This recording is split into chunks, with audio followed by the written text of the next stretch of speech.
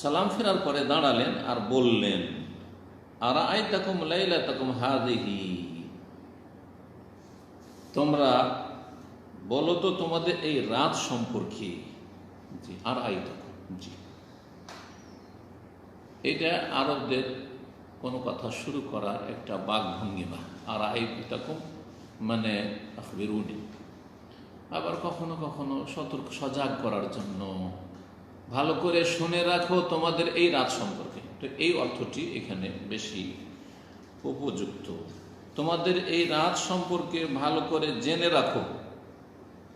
ফাইন্না রাসা মিয়াতে সানাতে মিনহা, এই আজকের রাতের 100 বছরের মাথায়, মানে আজকের রাত থেকে শুরু করে 100 বছরের মাথায়, রাস মানে মাথা, রাসা আর মিয়া মানে 100, সানা মানে বছর, 100 বছরের মাথায়, এই আজকের রাতের 100 বছরের মাথায়, লা ইয়াবকা মিম্মান হুয়া আলা যাহরিল আরদি আহাদ,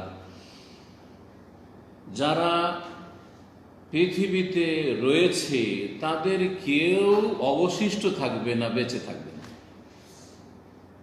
তাদের কেউ বেঁচে থাকবে না। রাসূলুল্লাহ সাল্লাল্লাহু আলাইহি ওয়াসাল্লাম 10ম হিজরিতে ইন্তেকালের পূর্বে, মানে একবারে শেষ বছর, যে বছর ইন্তেকাল, বলছেন যে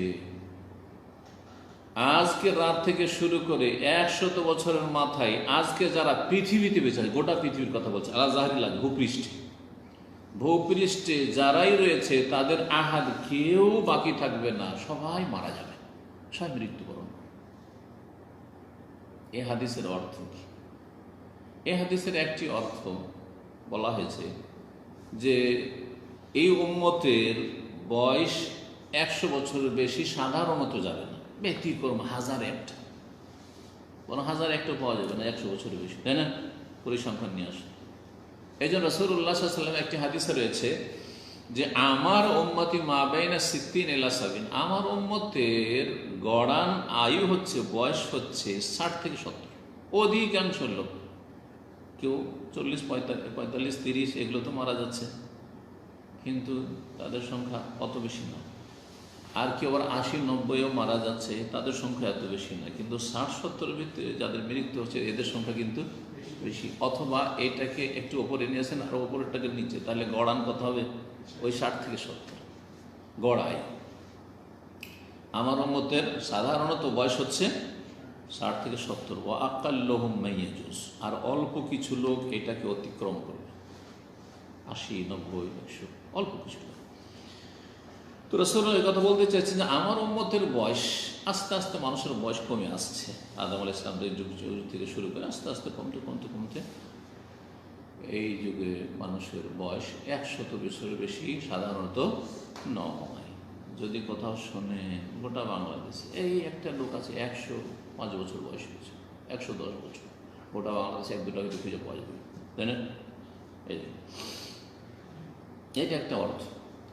আর একটি অর্থ বলেছেন ওলামারা, অধিকাংশ ওলামারা বা ভাষ্যকারগণ, সেটা হচ্ছে যে রাসূলুল্লাহ সাল্লাল্লাহু আলাইহি ওয়াসাল্লাম ভবিষ্যৎবাণী করতে চেয়েছেন যে আমার যে সাহাবায়ে কেরামরা আছে, সাহাবায়ে কেরামদের যুগে, রাসূলুল্লাহ সাল্লাল্লাহু আলাইহি ওয়াসাল্লামের যারা সঙ্গী, তাদের যুগ 100 বছরের মাথায় কোনো সাহাবীকে পৃথিবীতে আর খুঁজে পাবে না। সমস্ত সাহাবী ইন্তেকাল করবেন 100 বছরের মধ্যে। আর রাসূলুল্লাহ সাল্লাল্লাহু আলাইহি ওয়াসাল্লাম এই ভবিষ্যৎবাণী ওহী ভিত্তিক ছিল, অমায়ান্তিকাল হাওয়া। সর্বশেষ সাহাবী মক্কাতুল মুকাররমে ইন্তেকাল করেছেন আবু তুফাইল আমির আদ-দাওসী রাদিয়াল্লাহু তাআলা আনহু 110 হিজরিতে, 110